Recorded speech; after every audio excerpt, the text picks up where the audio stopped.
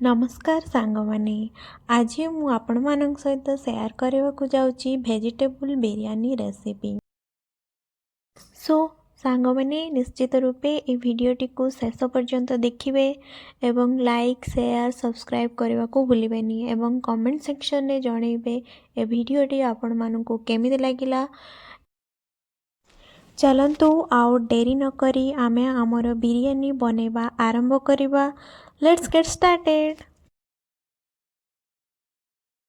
बिरयानी बनैबा पई मु प्रथमे चावल को भिजेकी 15 मिनिट पई रखी देइछि। एबे कोन करबा पानी गरम हेई आसिलानी सेतरे टिके दालचीनी इलायची गोलमरीच लवंग लेंबू पकेदबा एवं तापरे हमें से भिजे रखिथिबा चावल को फुटुथिबा पानी रे पकेकी बिरयानी पई राइस बनेबा। बिरयानी पई जो राइस बनेबार अछि ताहाको पूरा भल भाबरे हमको कुक करिवार नाही, ताको 80% कुक करिबा एवं देन ताको आमे छाणीकिना गोटे जगार रखिदबा।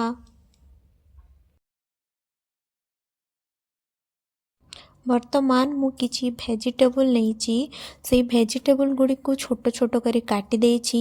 ता सहित मु किछि पनीर ग्रीन मटर स्वीट कॉर्न एंड 3 रु 4 टी पियाज नहींची। मु यूज करिथिबा परिबा गुडीक हैला मशरूम आलू गाजर ब्रोकली एंड फूलकोबी।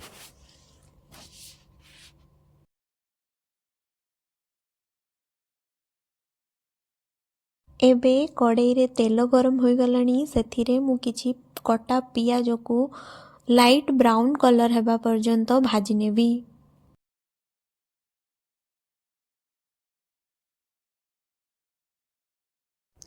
वर्तमान पियाज लाइट ब्राउन कलर हेई आसिलानी सेगुडी को मु गोटिए प्लेट रे ता काढ़ी नेउची।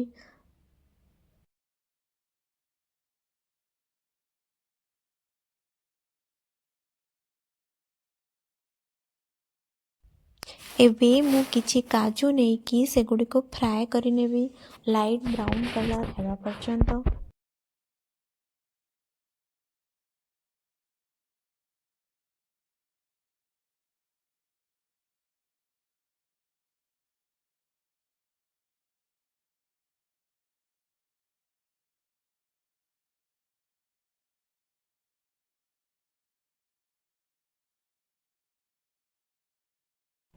पनीर को वर्तमान टिके हल्का फ्राए करबा, बेसी ब्राउन कलर भलिया फ्राए करबा नहीं।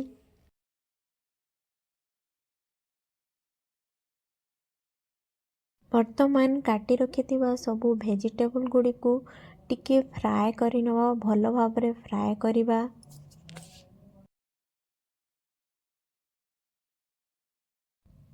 वेजिटेबल गुडी को भल भाबरे फ्राए करबा परे ताको गोटे जगार बाहर करी किछि समय पई ठंडा हवा पई छाड़ी दवा।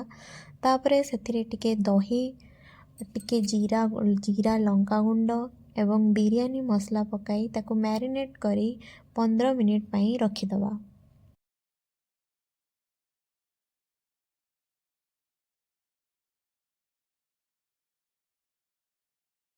कड़ाई रे तेल गरम हेई आसिलानी सेथिरे काटी रखिथिबा कंचा लंका को ऐड करि देबा।